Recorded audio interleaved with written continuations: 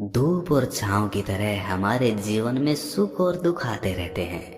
हमें लगता है कि हमारे जीवन में हजारों दुख है, लेकिन अगर वास्तविकता में देखा जाए, आंखें खोल कर देखा जाए, तो जीवन में सिर्फ एक ही दुख होता है। और वो दुख क्या है? इस बोध कहानी के माध्यम से हम समझ जाएंगे कि वो एकमात्र दुख क्या है और उसका समाधान क्या है। तो अपने दुख का निवारण करने के लिए इस कहानी को आखिर तक जरूर सुने। इससे पहले कि आप इस कहानी में खो जाएं, इस चैनल को सब्सक्राइब जरूर कर लें। तो चलिए कहानी शुरू करते हैं। एक गांव में सबल नाम का एक आदमी रहता था। वो अपने जीवन से बहुत निराश था। उसकी निराशा का कारण ये था कि वो अभी तक कुछ भी नहीं करता था।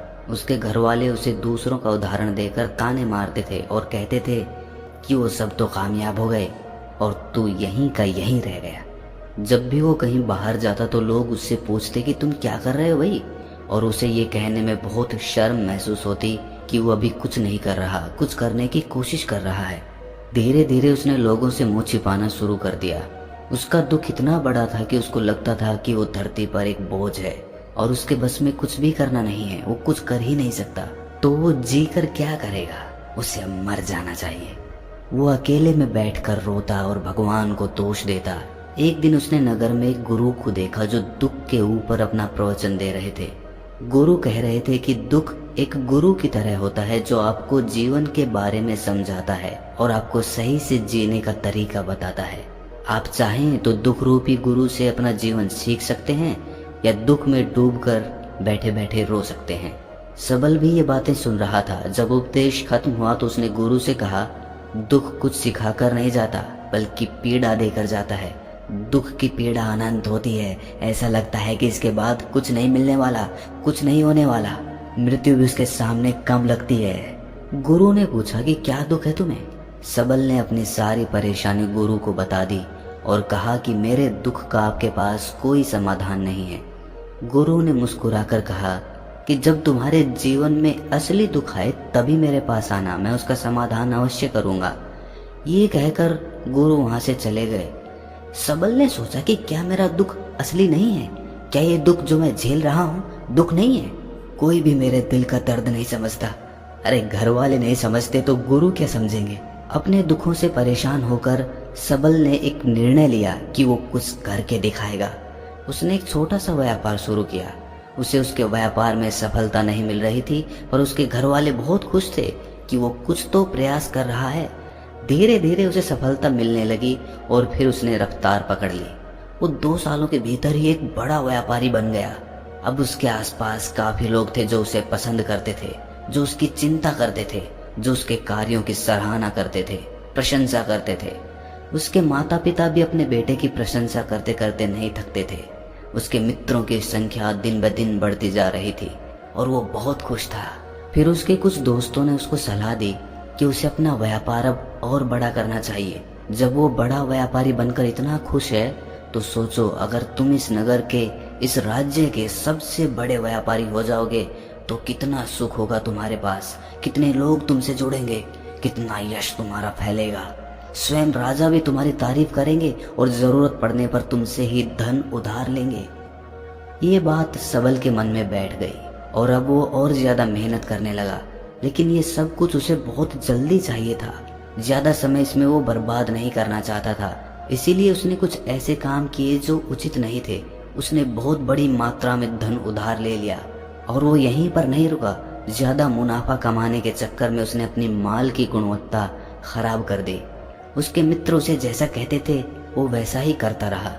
दूसरे व्यापारियों के खिलाफ षड्यंत्र भी रचने उसने शुरू कर दिए। अब उसके जीवन का सुकून कहीं चला गया था। उसे अब रातों में नींद नहीं आती थी। वो हमेशा कुछ उधेड़-बुन में लगा रहता था। सुख साधन की सारी वस्तुएं होने के बाद भी उसे किसी चीज में सुख नहीं मिल रहा था। एक दिन सबल अपने रथ में बैठकर एक मार्ग से जा रहा था। रास्ते में उसने उसी गुरु का आश्रम देखा। वो गुरु के पास पहुंचा और कहा, गुरुदेव, आपने कहा था कि असली दुख हो तो ही मेरे पास आना। मेरे जीवन में बहुत दुख है, मैं रात को सो भी नहीं पाता हूँ। सबल गुरु को अपनी सारी बात बताता है। गुरु ने कहा कि जब तुम पहली बार मिले थे तब भी तुम किसी दुख में थे, उस दुख से तुमने क्या सीखा? सबल ने कहा, मैंने सीखा कि केवल सोचने मात्र से कुछ नहीं होता। अपनी सोच को साकार करने के लिए कर्म करना पड़ता है, और केवल कर्म करने से कुछ नहीं होता। कर्म को अंतिम पड़ाव तक ले जाना आवश्यक होता है। चाहे रास्ते में कितनी भी बाधाएं आए, कितनी भी निराशा आए, चाहे ऐसा क्यों ना लगे कि अब कुछ नहीं होगा, तब भी ये मानकर कि जो कार्य मैं कर रहा हूँ मैं इसमें सफल होकर ही रहूंगा, कर्म करना चाहिए। लोग केवल सफल आदमी को ही महत्व देते हैं, बाकी चाहे कोई कितना भी अच्छा क्यों ना हो, इस दुनिया के लिए वो बोझ ही कहलाता है। गुरु मुस्कुराए और कहा, जब तुम्हारे जीवन में असली दुख आए तब मेरे पास आना, मैं उसका समाधान अवश्य करूंगा। सबल फिर से आश्चर्यचकित हो गया कि ये दुख क्या असली दुख नहीं है? असली दुख और होता क्या है? लेकिन उसने कुछ नहीं बोला। सबल ने गुरु को एक घड़ा भेंट किया जो सोने के सिक्कों से भरा था। घड़े को देखकर गुरु ने कहा कि इस घड़े को वहां उस पेड़ के नीचे गड्ढा खोद कर दबा दो, ये मेरे किसी काम का नहीं है। सबल ने ऐसा ही किया और वो वहां से चला गया। धीरे धीरे सबल को व्यापार में घाटा होने लगा।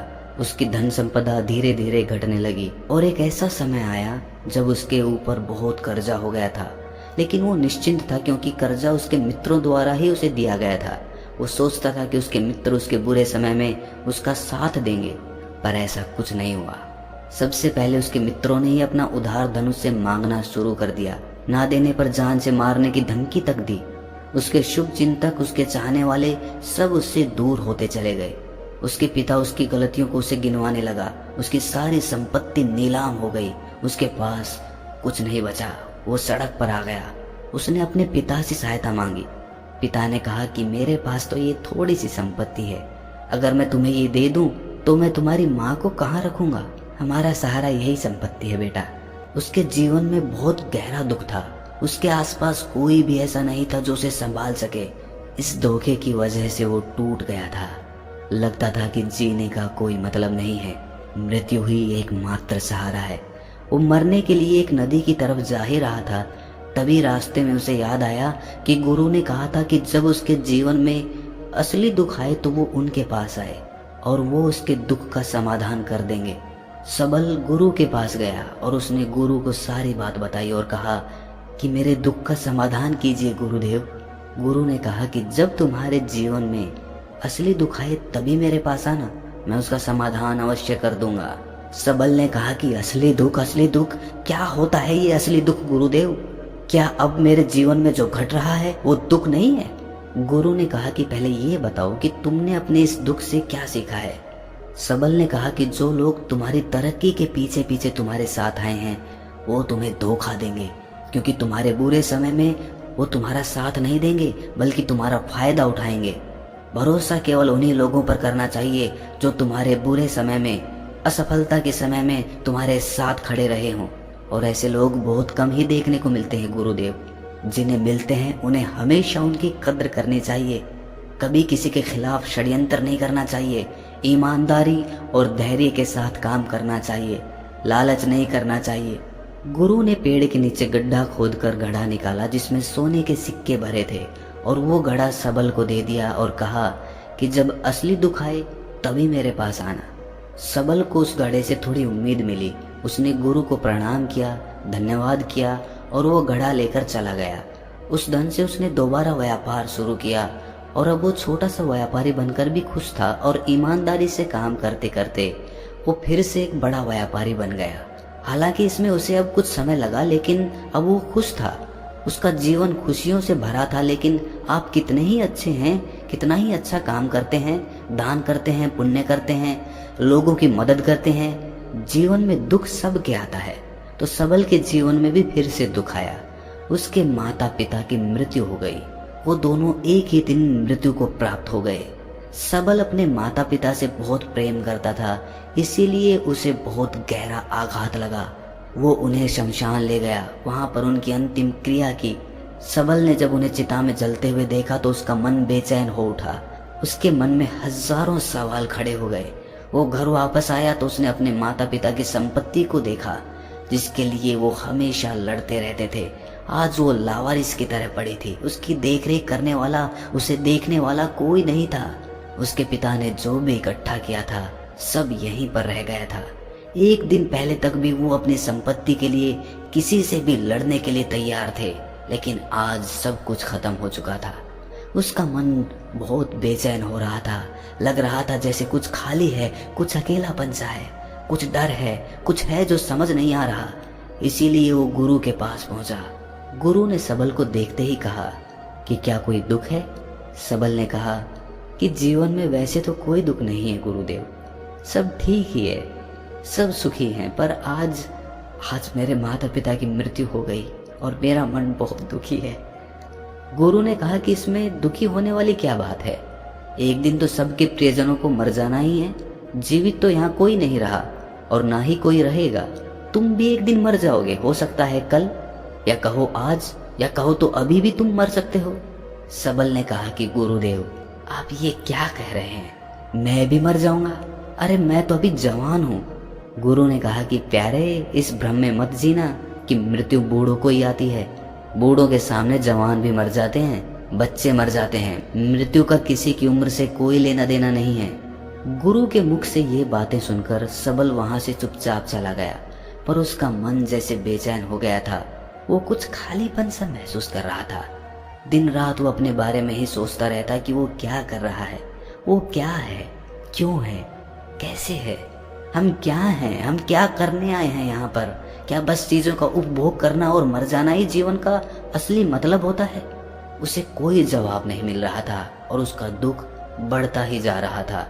कुछ दिन बाद वो वापस उसी गुरु के पास पहुंचा और गुरु को सारी बात बता दी। गुरु मुस्कुराए और गुरु ने कहा कि आज पहली बार तुम्हारे जीवन में असली दुख उत्पन्न हुआ है।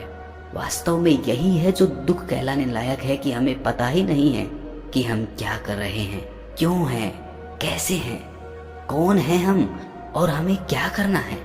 सबल ने कहा, गुरुदेव मेरे दुख का समाधान कीजिए।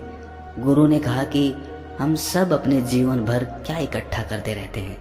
सबल ने कहा कि गुरुदेव, सभी लोग धन संपत्ति, मान सम्मान, प्रेम, परिवार, मित्र, शत्रु, पद प्रतिष्ठा इकट्ठा करते रहते हैं। गुरु ने कहा कि क्या इनमें से कुछ भी इकट्ठा करके हम अपने साथ ले जा सकते हैं? सबल ने कहा कि नहीं गुरुदेव, इनमें से तो कुछ भी साथ नहीं ले जाते। मेरे माता पिता के साथ भी कुछ नहीं गया, सब तो यहीं पर छूट गया। गुरु ने कहा, ध्यान से समझना, इस दुनिया में हम जिसे इकट्ठा करते हैं उसे हम कभी इकट्ठा करते ही नहीं। सभी चीजों को देखते हैं लेकिन उसे देखते ही नहीं। जिसे हमें इकट्ठा करना है वो है हम खुद। हमें इस दुनिया में अपने आप को इकट्ठा करना है ताकि जब हमारी मृत्यु हो तब हम एक हो सकें और अपने आप को पहचान सकें। हम बटे हुए हैं प्रेम में, नफरत में, क्रोध में, क्रूरता में, धन में, संपत्ति में, पद में, प्रतिष्ठा में, सम्मान में, पहचान में, धर्म में, जाति में, दूसरों को लूटने में और अपने आप को लुटाने में, और ऐसी ही हजारों लाखों वासनाओं में हम बंटे पड़े हैं। हम टुकड़ों में जीवन जी रहे हैं। हमारी चेतना कभी भी एक नहीं हो पाती। हमारी ऊर्जा शक्ति बिखर गई है। इसीलिए हमारे पास इतना भी समय नहीं है या इतनी भी शक्ति नहीं है कि हम मुड़कर अपनी ओर देख सकें। वास्तव में लोग जिंदगी भर जिन्हें दुख दुख कहकर चिल्लाते रहते हैं और उनका समाधान खोजते रहते हैं, उन्हें उनका समाधान कभी मिलेगा ही नहीं, क्योंकि जिन्हें वो दुख कहते हैं वो दुख है ही नहीं। इसीलिए यहाँ किसी को कभी उनके दुख का समाधान नहीं मिलता। वो बस एक परिस्थिति से छूटकर दूसरी परिस्थिति में फंस जाते हैं। जैसे वो पहली समस्या में रो पड़ते थे वैसे ही वो दूसरी समस्या में रो पड़ते हैं। हमेशा ही एक समाधान नजर आता है, वो है मृत्यु, पर वो भी कोई समाधान नहीं है। इसीलिए इन सब का अगर परम समाधान चाहिए तो अपने आप को इकट्ठा करो, अपनी ऊर्जा को इस संसार से वापस खींचो, उसे एकत्रित करो, अपने ऊपर ध्यान दो, अपने पर ध्यान लगाओ। मृत्यु से पहले अपने आप को पहचान लो, ऐसे ही बिखरे हुए मत चले जाना। सबल ने कहा, तो क्या गुरुदेव हमें ये संसार छोड़ देना चाहिए? अपनी इच्छाओं को मार देना चाहिए? धन संपत्ति इकट्ठी नहीं करनी चाहिए? क्या हमें यहाँ किसी से प्रेम भी नहीं करना चाहिए? गुरु ने कहा, तुमसे इच्छाएं, कामनाएं और वासना ऐसे ही निकलती है जैसे पहाड़ से कोई पत्थर गिर रहा हो, जिस पर पहाड़ का कोई नियंत्रण ही नहीं है सिवाय देखने के और परेशान होने के। जब तुम एकत्रित हो जाते हो तब जो भी तुम करते हो वो सब नियंत्रण में रहता है, तब इच्छाएं भी तुम्हारी इच्छा से निकलती है। सबल ने कहा, गुरुदेव, आपने मेरे सच्चे दुख का निवारण कर दिया है। आपका बहुत आभारी हूँ। अब मैं अपने आप को एकत्रित करूंगा गुरुदेव। मानव शरीर में बहुत ऊर्जा है, बहुत शक्ति है, पर वो बेकार की चीजों में बंट कर रह गई है, व्यर्थ की चीजों में लगी रहती है। दोस्तों, अक्सर हम ऊपर वाले से सवाल करते हैं कि हमारे जीवन में इतने दुख क्यों हैं। हम सभी के मन में ये सवाल उठता है और इसका जवाब है कि वो परमात्मा हमें उस परम दुख तक ले जाना चाहता है, उस सबसे बड़े दुख तक ले जाना चाहता है, जहां पर हमें पता चल सके कि इंसानी आत्मा का असली दुख क्या है। और वो दुख है अपने आप को ना पहचान पाना, अपनी शक्तियों को ना पहचान पाना, अपने आप को इकट्ठा ना कर पाना।